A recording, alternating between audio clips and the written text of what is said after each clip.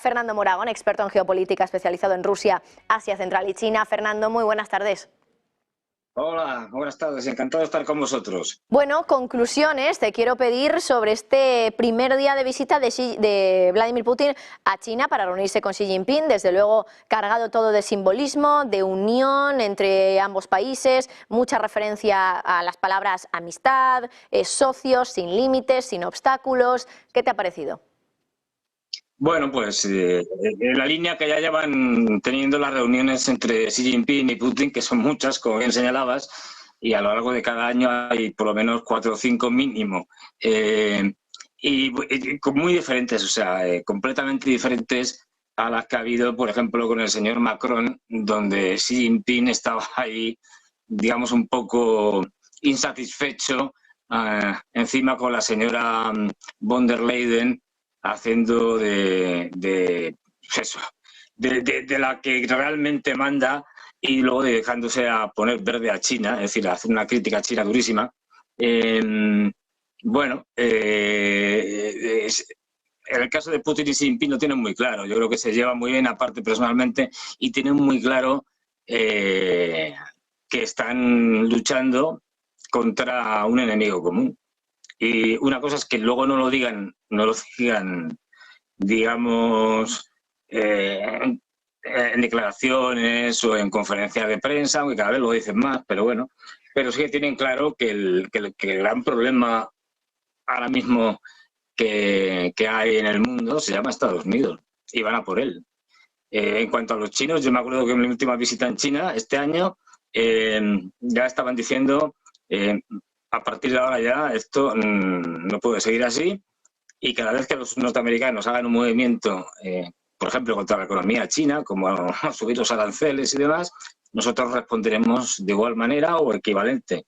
Y en el caso de Rusia, pues está claro, ¿no? Están muy cansados. Por ejemplo, los chinos, de que les estén dando la tabarra a los norteamericanos y los europeos con que si suministran o no suministran armas a los rusos, cuando los que sí suministran armas, y muchísimas, son los occidentales a los ucranianos.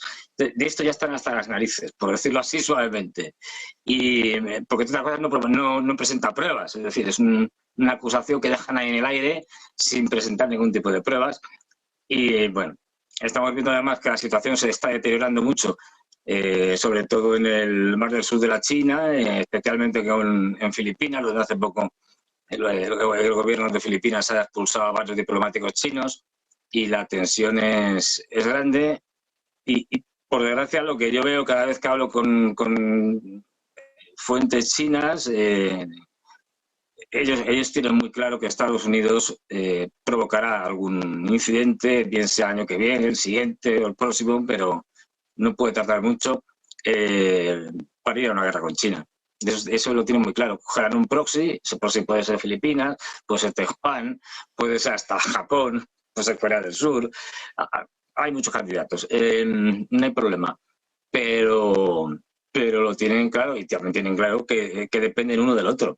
Es decir, que China ha ayudado bastante a Rusia, no mandando armamento justamente, sino mandando otras cosas, sobre todo bienes de consumo, bienes de equipo, piezas para un montón de maquinarias, maquinaria para las factorías, y llenando los huecos que la estupidez de los europeos han dejado vacío en Rusia. Bueno, pues si ahora te vas a Rusia ya no vas a ver a los BMW alemanes y Audis y demás, a lo que vas a ver son coches chinos.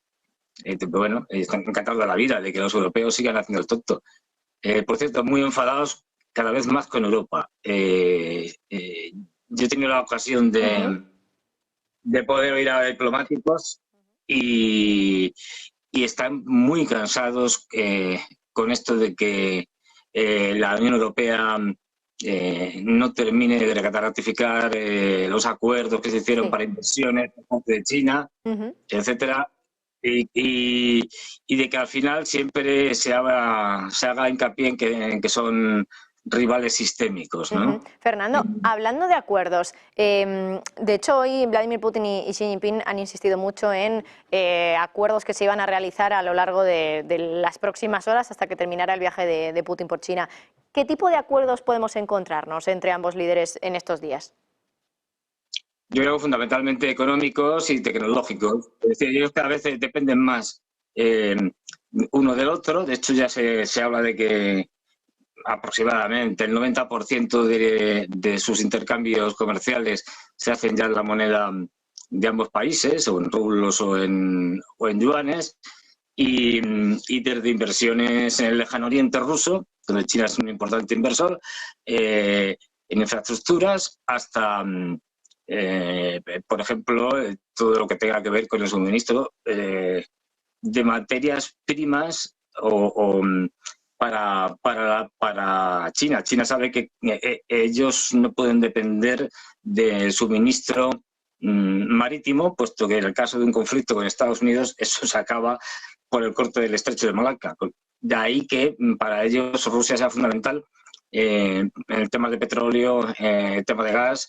Yo creo que seguirán acelerando todo el gasoducto, el Fuerza de Siberia 2, que pasa por Mongolia.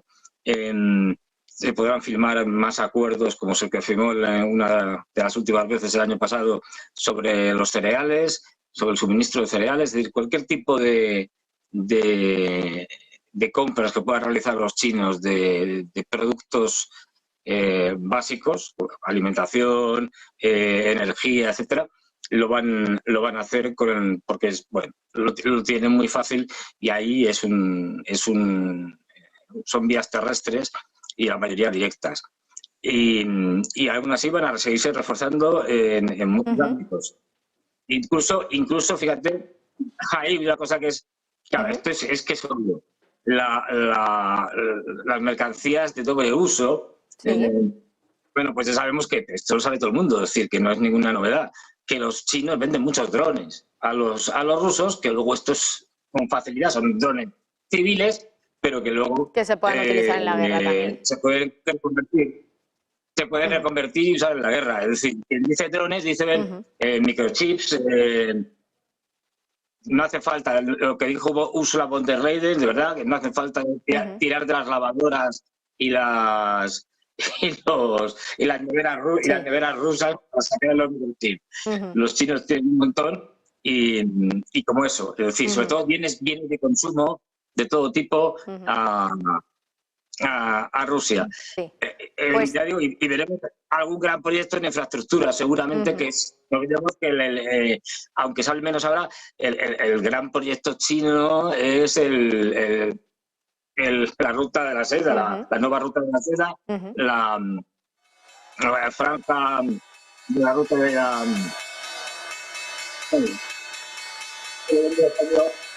final de la bolsa. Pero bueno. Pues Fernando, lo vamos a dejar aquí porque no nos queda mucho tiempo, tenemos que irnos ya a Wall Street, que acaba de abrir la sesión, hay que repasarlo. Bueno, hay mucho que hablar de todo esto, te seguiremos escuchando, por supuesto, en Todo es Geopolítica y también aquí en entrevistas en Rolling Stocks. Fernando, muchas gracias. Gracias a ti, hasta luego, Marta. Hasta luego, pasa buena tarde.